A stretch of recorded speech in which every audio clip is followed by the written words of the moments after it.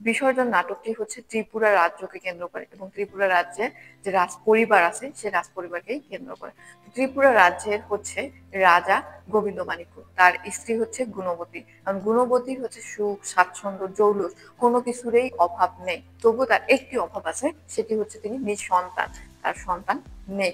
এই সন্তান লাভে সে তিনি উন্মাদ হয়ে যায়, তিনি কোনো কিছু ভাবতেই পারেন না, নিষ্ঠুরতা অমানবিকতা তার কাছে এগুলো খুবই তুচ্ছ ব্যাপার। তিনি সন্তান লাভের আশায় এবং তার মধ্যে সন্তান বা হচ্ছে প্রাণের সঞ্চারের জন্য তিনি ত্রিপুরা রাজ্যের সব থেকে বিখ্যাত ত্রিপুরেশ্বরী মন্দিরে যান, যেখানে জাগ্রত দেবী থাকেন। তো তিনি সেখানে গিয়ে হচ্ছে তার সন্তান আসার জন্য, সন্তানের জন্য তিনি পূজা করেন এবং রাজপুরোহিত হচ্ছে রঘুপতি, যিনি বিখ্যাত বিশিষ্ট এবং শক্তিশালী তো বৃদ্ধ, তিনি রানীকে জানান যে তিনি যদি প্রাণের সঞ্চার ঘটাতে চান তার মধ্যে, তাহলে তাকে হচ্ছে এর বিনিময়ে তিনি প্রাণ পেতে পারেন। তো এর জন্য তাকে কি করতে হবে, তাকে হচ্ছে 100টি শাক শিশু দিতে হবে, বলিদান দিতে হবে। এর জন্য শাক শিশুর জন্য তিনি তিনি দিতে রাজি হন এবং তিনি জয় সিংহকে জানান। জয় সিংহ 100টি শাক শিশু ম্যানেজ করতে না পারে, তিনি অর্পণা নামের একজন ভিখারি নিয়ে আসছে। তার একটি ছোট শাক শিশু আছে, যে শাক শিশুটিকে তিনি হচ্ছে সন্তানের মতো লালন পালন করেন। সেই সন্তানের মতো লালন পালন করা শাক শিশুটিকে জয় সিংহ নিয়ে আসেন বলিদানের জন্য। তো অর্পণা খুঁজতে খুঁজতে শাক শিশুটিকে না পেয়ে তিনি রাজাকে এসে নালিশ করেন এবং রাজা তার নালিশকে প্রাধান্য দিয়ে তিনি মানবিকতার চিন্তা করে তিনি হচ্ছে রাজ্যের মধ্যে বলিদান বন্ধ করেন এবং ত্রিপুরেশ্বরী মন্দিরের জন্য কোনো বলিদান না হয় এজন্য তিনি বন্ধ করেন। এহেন আদেশে রঘুপতি ক্ষিপ্ত হয়ে ওঠে এবং তিনি ষড়যন্ত্র চালিয়ে যায়।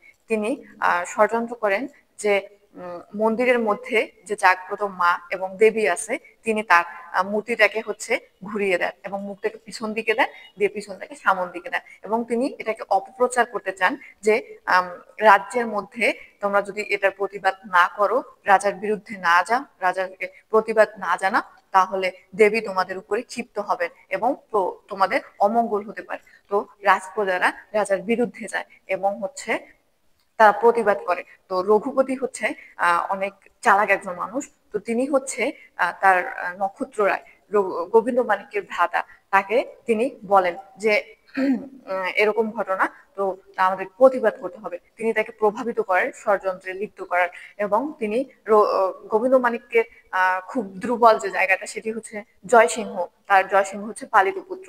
জয়সিংহকে তিনি বলেন যে আমাদেরকে এটি প্রতিবাদ করতে হবে।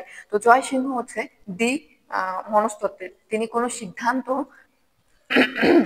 সঠিকভাবে নিতে পারেন না। তো যার কারণে হচ্ছে তিনি খুব দ্বন্দ্বে ভুগতেছেন। এক পাশে হচ্ছে অর্পণা ভিখারিণী, তার যে শাক শিশু, তার জন্য যে প্রেম ভালোবাসা মায়া, এগুলোর জন্য তার খারাপ লাগে এবং অপরদিকে হচ্ছে গোবিন্দ মাণিক্য তার বাবা এবং হচ্ছে তিনি তাকে শ্রদ্ধা এবং হচ্ছে ভক্তি করেন, যার কারণে তিনিও সেখানে কোনো সিদ্ধান্ত নিতে পারতেছেন না।